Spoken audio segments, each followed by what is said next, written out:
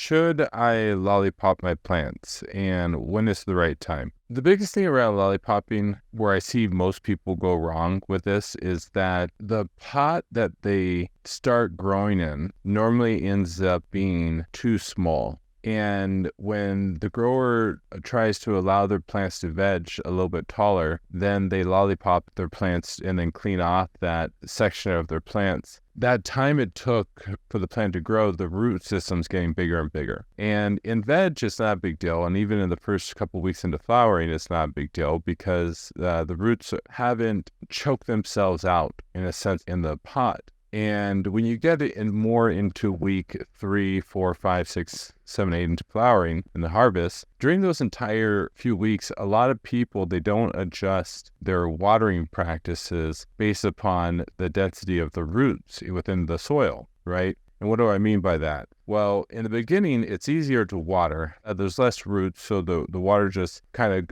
penetrates the entire pot a lot easier, and you have a less buildup, or you have less dry pockets within the center of the soil, and your surface tension isn't very big in the soil, right? But then as your roots get bigger, and more often than not, it's difficult to have a very consistent watering practice throughout the entire 3 months because you're hand watering. Maybe you might have a function with your friends or the kids, and you might water in the morning versus the evening, and your watering practices become inconsistent, and before you know it, dry pockets begin to happen within the pots. And as the dry pockets happen, the salt crystals begin to form in those dry pockets. And then before you know it, you end up having nutrient lockout. You end up having drybacks in the soil, which you'll have like sections of the plant go droop on you. Like one branch will just start drooping on you while the rest of the plant looks great. And it's literally because that section of the root is in the center of a dry pocket.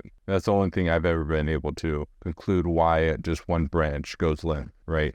For people that lollipop, normally that's what really ends up. They don't take into consideration. It's the size of their pot that they start in. And more often than not, it's not big enough, which starts to lead into, like I said, drybacks, salt buildup, nutrient lockout, and you just don't see the full potential of the plant because you need water for all the chemical reactions and all the enzymatic production. So that's why I'm always recommending the drops balance. The drops balance and how it works, how it just helps with water retention, breaking of surface tension, adding the trace minerals. Yeah, just allowing the water to penetrate the soil even after the roots are in there, and makes it easier for the water to kind of travel. And then also the biology product as well. Those two products, it makes a significant difference when growing with the technique of a lollipop because of all these other problems that the growers just don't take into consideration.